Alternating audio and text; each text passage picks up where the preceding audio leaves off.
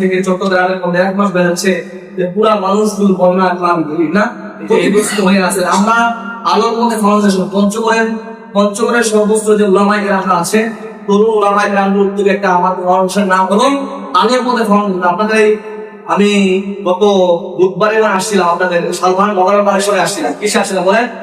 উলামায়ে কেরামদের একটা বিশাল প্ল্যাটফর্ম খুঁজছি, যেখান থেকে আমরা চেষ্টা করব চট্টগ্রামের বারপাশে, চট্টগ্রাম না ফেনী, লক্ষ্মীপুর, বাংলাদেশ শুরু করে দক্ষিণাঞ্চল অনেক যারা প্লাবিত হয়েছে, অনেক মানুষ ক্ষতিগ্রস্ত হয়েছে, অনেক মানুষ ঘর বাড়ি নিঃস্ব হয়ে গেছে, অনেকের কি হয়েছে দেখেন ঘর বাড়ি ভেঙে দুমড়ে মুছে গেছে, অনেকের ব্যবস্থা হাঁস মুরগিতে মারা গেছে, অনেক মানুষও মারা গেছে না বলে আমরা তাদের পাশে সহযোগিতার হাত বাড়াই। এটা মানবতার কাজ, আর মানব সেবাটা আল্লাহ অনেক পছন্দ করেন। কি বলে?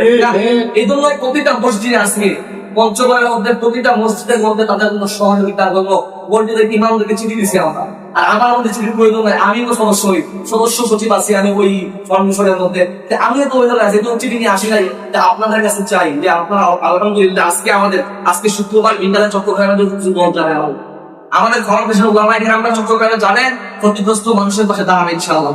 আমরা ইনশাআল্লাহ আমার মসজিদ থেকে যেহেতু আপনাদের নামাজ পড়ে আমিও একটা আলহামদুলিল্লাহ। যে আমাদের ভাই ছিলেন, অনেকে এইভাবে দান করছে যে আমাদের উলামায়ে কেরামরা আসছেন পঞ্চগড়ের সমস্ত উলামায়ে কেরামরা একটা প্ল্যাটফর্ম আমার ফাউন্ডেশন, এই ফাউন্ডেশনের পক্ষ থেকে পঞ্চগড়ের পক্ষ থেকে আমরা আলহামদুলিল্লাহ প্রাণ নিয়ে যাবো, তাদের সহযোগিতার হাত বাড়িয়ে দিই ইনশাআল্লাহ। আপনারা চেষ্টা করবেন ইনশাআল্লাহ। আমরা নামাজের শেষে না করে দেবেন, আপনাদের ব্যক্তিগত ব্যাপার কয়েকজন কালেকশন করবেন, আমাদের মসজিদের কালেকশন হওয়ার পরে অবশ্যই কেউ দিবেন ইনশাআল্লাহ যতটুকু পারেন। কি বলে 100-200 টাকা এতে দেওয়া সম্ভব বলে আমি পারতাম 100 টাকা দিয়ে ওখানে পারবো না, এখন যেহেতু ফাউন্ডেশনের মাধ্যমে হচ্ছে লাখ লাখ টাকা হলে ইনশাআল্লাহ এখানে দেওয়া সম্ভব। আমাদের 4-5 জন আজকে যাবে, আজকে যায় সশরীরে ওই জায়গায় বিগত মানুষের পাশে ইনশাআল্লাহ দাঁড়াবো। আমরা চেষ্টা করতেছিলাম, কি বলে সবাই চেষ্টা করো যতটুকু পারি আলহামদুলিল্লাহ।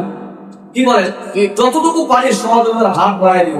আমি যদি মানুষের দুঃখে আগাই, মানুষ আমার দুঃখে আগাবে। আমি যদি মানুষের আগাই, আমার মানুষ আগাবে ইনশাআল্লাহ। কি বলে ঠিক না? ইনশাআল্লাহ। আর আমি কথা বেশি বলতেছি না, কারণ